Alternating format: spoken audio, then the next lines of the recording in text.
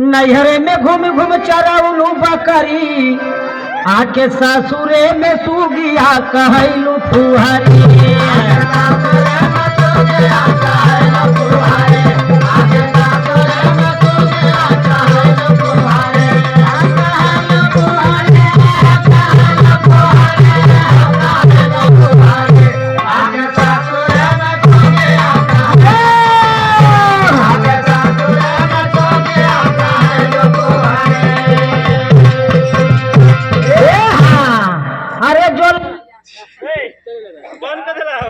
अरे जो लहा की ढर की ढर की गईलू, आगे पीछे नहीं बुझलू बहा की गईलू।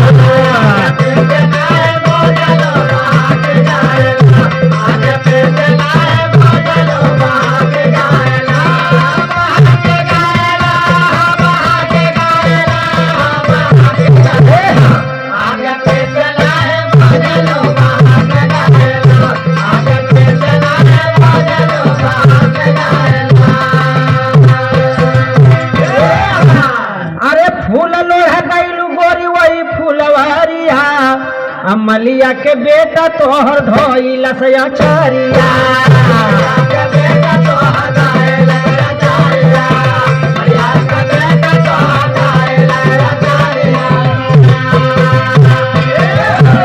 अरे नाकी में पहिर के तीन पातिया झूलानिया, पलहन का मेला देख जालू दिल जानिया।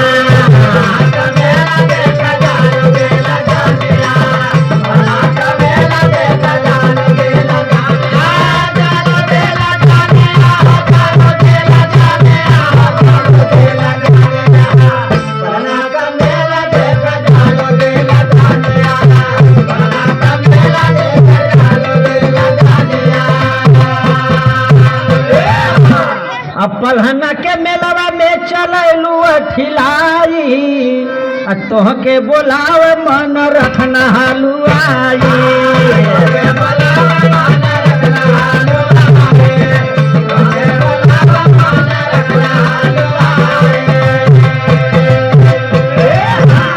तोहरे झूलनिया पे गोली चली जाई, बड़ी मीठी लागले तोहार बोली चिरई।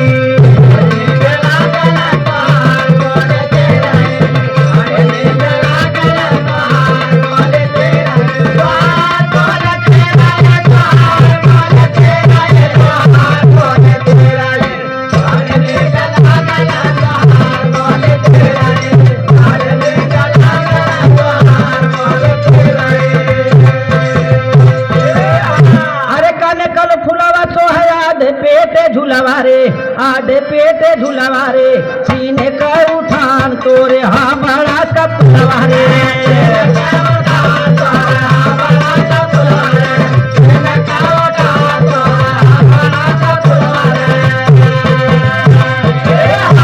मेलवा के पीछे वही पीपरा के नीचे हो, पीपरा के नीचे हो, हजारों दीवाना भैल झूलनी के पीछे हो।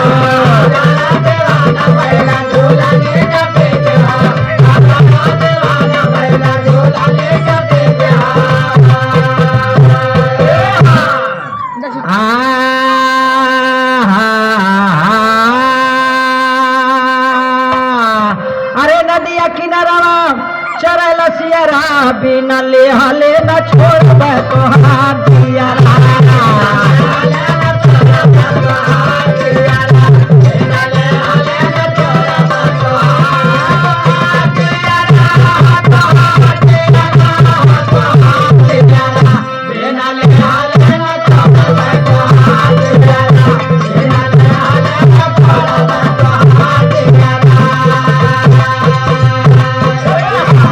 नदिया किनारवा बघन बाबूरी, भौजी लाड़ी का खेलाव सन कर अंगूरी।